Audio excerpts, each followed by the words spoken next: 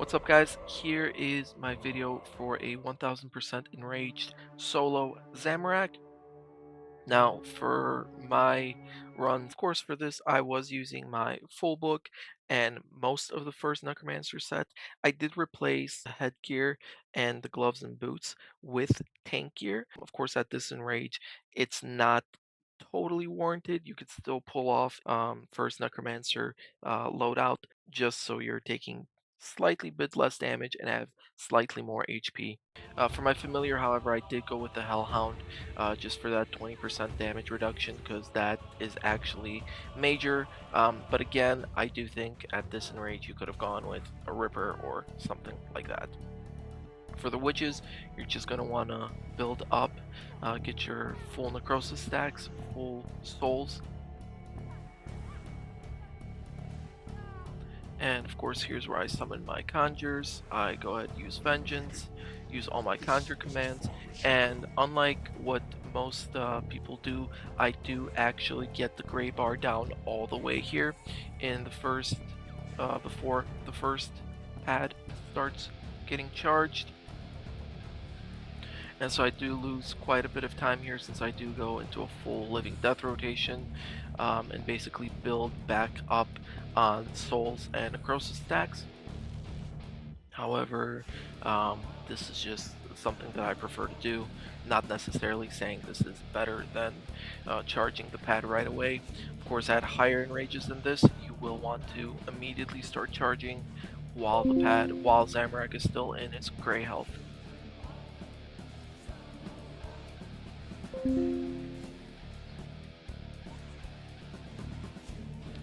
As you can see, I also use Split Soul here and Resonance to get some additional damage out. Of course, I didn't get the pad or the mechanic skip here, but that's completely fine. I was ready for it.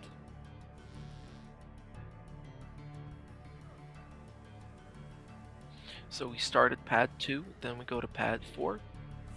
And of course here I should already be killing the witch. I just like to build up, get a couple souls to make killing the witch easier.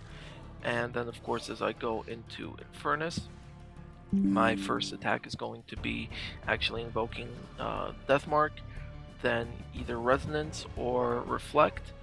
Since the first attack that the witch uses is Omnipower, you hit her with the 5-stack Volley of Souls, Freedom, and then Finger of Death should be enough to kill her. If not, just finish her off with some basics. You'll also notice that since this was my first successful solo 1k, I am making a ton of mistakes, but they're not, they're not costing me my sign of life or the kill. So you do still have quite a bit of leeway if you're comfortable enough as a PVMer to tank some hits and are good enough with prayer flicking here.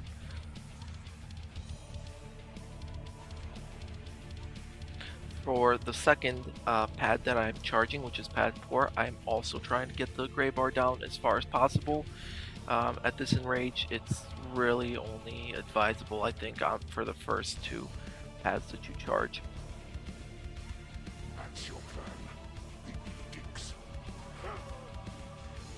Again, here I like to have skulls ready as skulls thrown out as the pad is charging. Then follow that up with a T70 and T95 specs while I have no adrenaline, full 5 volley of souls attack, and then go into living death once the adrenaline gets recharged by the pad. And then same thing, just build up a little bit and go and kill the witch.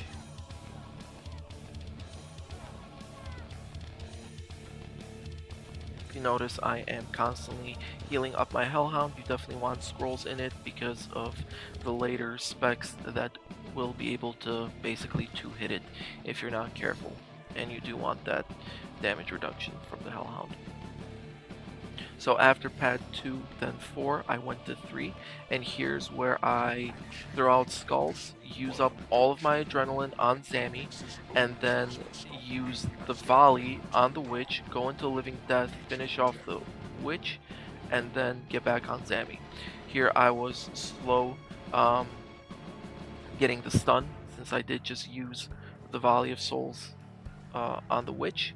And so here I'm going to have to build up for Immortality. But as I'm doing that, I make sure to get Immortality off and then build a little bit of Adrenaline so I can still finish off the demon before I get executed, so that the demon doesn't have enough time to leave Infernus.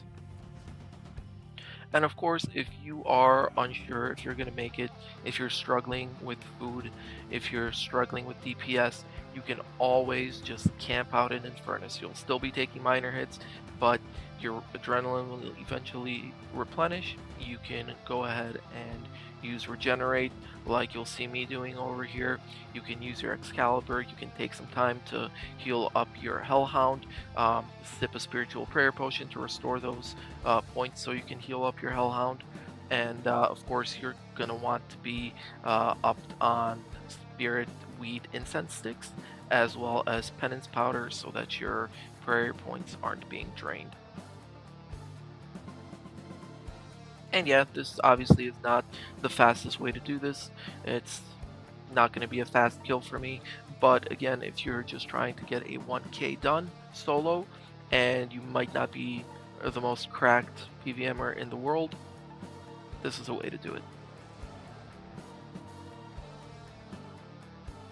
We're talking viable, not optimal.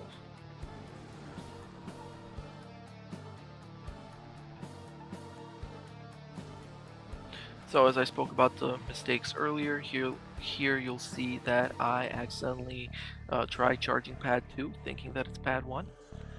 Doesn't cost me, but again, just to show you that you can commit mistakes, that some people might freak out that they're happening, and they're really not the end of the world.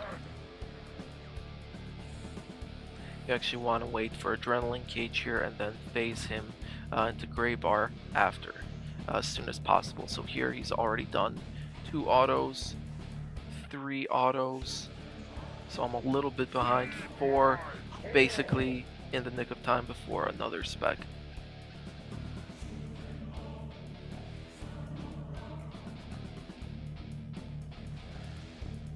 So technically any of the time I made up skipping the gray bars or specs by getting the gray bar down on phase 1 and 2 and 3, I suppose, I'm basically losing here anyways.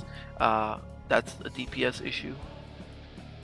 Again, this is a viable method if you don't have the best DPS in the world, so just keep that in mind.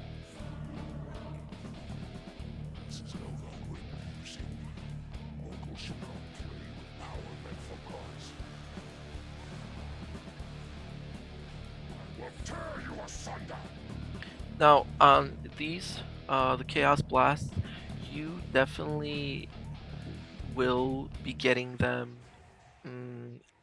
I would say as early as pad 1, so phase 4, but you might get them earlier if you're significantly slower. I wouldn't particularly worry about it because that's, yeah, I don't think that's going to happen. The important thing to remember is after phase 1, because that is the pad that gives Zamorak Twin Shot, it also gives you incredible adrenaline gain.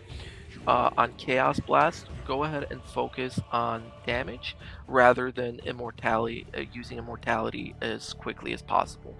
I believe on this one I actually used skulls twice before building up for immortality and still had time to use it, so that I wouldn't get killed for real here. And another thing to remember as well with Chaos Blast, even after you use Immortality, you are getting executed, so technically you are losing all of your Necrosis stacks and souls. So if you've built any in the during the duration that he charges up Chaos Blast, I suggest you use all of them, as long as you don't stun him. There you saw I just made a mistake where my Resonance got sniped by one of the twin shots, by the weaker of the twin shots, and I still kept soul splitting, took some massive damage, not a problem, recovered, didn't even have to eat up there, and had it back for that. for that nice fat heal off of an auto.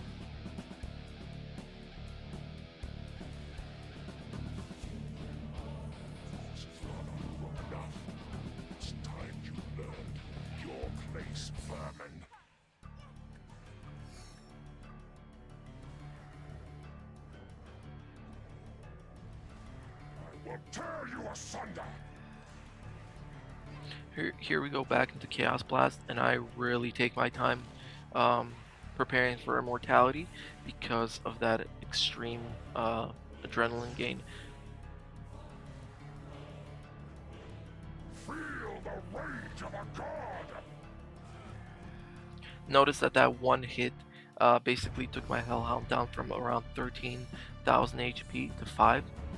So now I am focusing heavily on trying to get its HP back up so that it doesn't die on the first cycle of P7.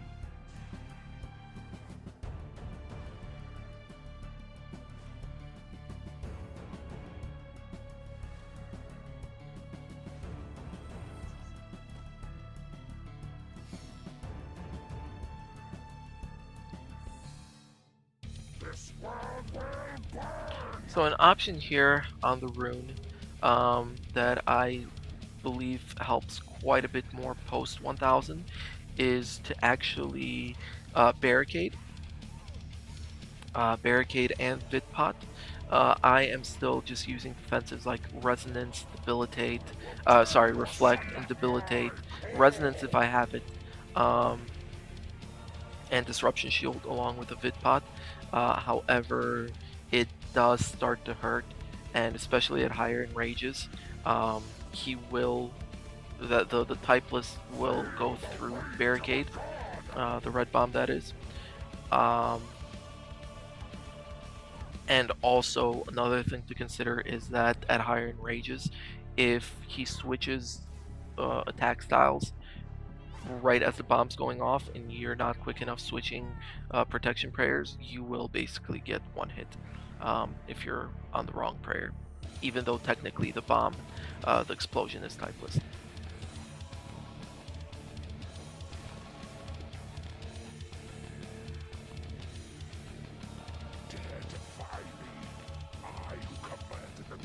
Made another mistake there, was not anticipating and got stunned for a second.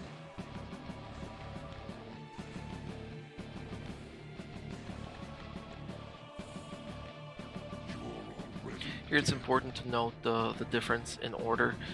Basically, after Chaos Blast, so between P5 and P6, which was opposite pads actually, because P5 is pad 6, P6 is pad 5. We went Chaos Rune, Melee Slam, and then Chaos Blast, and now right away we go back to Chaos Rune and Melee Slam. Except this time you won't get the Melee Slam in red bar, it's going to be in his normal green health bar. This world will burn.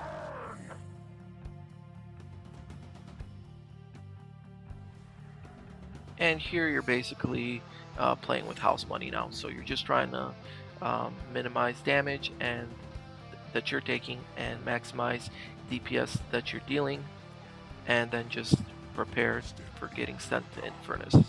So you anticipate, stop attacking, stun at the last second, Resonance or Reflect and Vengeance if you can for some additional damage, and then just go ahead and take your time killing the Chaos Demon. You can camp out here, as you'll see that I'm going to do, just mentally preparing for phase 7.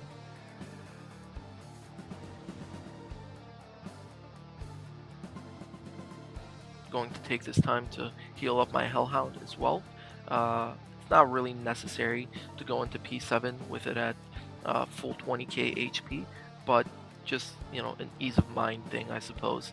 I definitely want to get it as high on HP as possible, re-up on my darkness, maybe sip a fresh overload if I'm under about 3 minutes or so.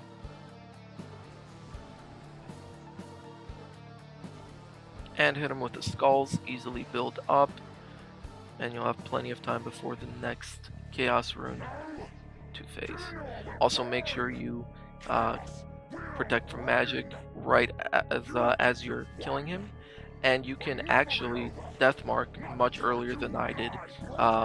And here I do want to go bloat first, and then summon my undead army. I at higher enrages would actually also Finger of Death before summoning. Um, but yeah, you'll take 2 mage hits from Zammy, and then you can go ahead and switch to praying from melee and just build your HP back up, kill the runes. You're gonna want a devotion, volley, use whatever you got. Here, switch to a spectral spirit shield if you have one, and vengeance as well. Vidpot, your basic P7 rotation, and then let the melee hit or this sign you, and you are good for the 2 cycle. Now, one thing that is different from a normal P7 rotation that you might have is the use of a spectral spirit shield, and I'm using that just because the hits do get pretty high here, and so you do want to minimize that damage. If you're going in with a sign of life, you want to get signed before the second cycle, just because if you get signed during the second cycle, you'll lose all of your adrenaline, which is going to be a problem. I still have a sip of Super Adren Pot. However, I'm not risking it. I wanted to get signed where I got signed, and that was nice. If you don't want to go that route because you're actually planning on doing some efficient kills and multiple kills in an hour without having to use Sign of Life refreshes, I suggest doing less damage in the first phase, but having a sip of Super Adren Pot or Adren Renewal Potion so that you can have 100% adrenaline, and then resonance and protect from melee for the second melee hit, and then the immortality should get swiped by the second red typeless bomb, and you don't get signed. Of course, that is a little bit riskier. You kind of don't want to have a sign of life as an option for the second cycle.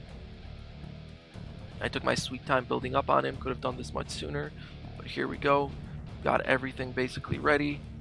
I didn't shatter the first time around, so I'm going to shatter here. Volley of Souls. Gonna let myself get my Ring of Death procced, and the fight is over. And this was comfortably done. Of course, he was death marked, but he did have 127k HP. So in that little span of time, I was able to deal over basically 100k HP, 97, a little bit over 97, and got the kill. So if this helped you guys out, please leave a like, leave a comment, let me know what else you'd like to see. Let me know if you want an explanation on any of the stuff that you saw here today. Thanks.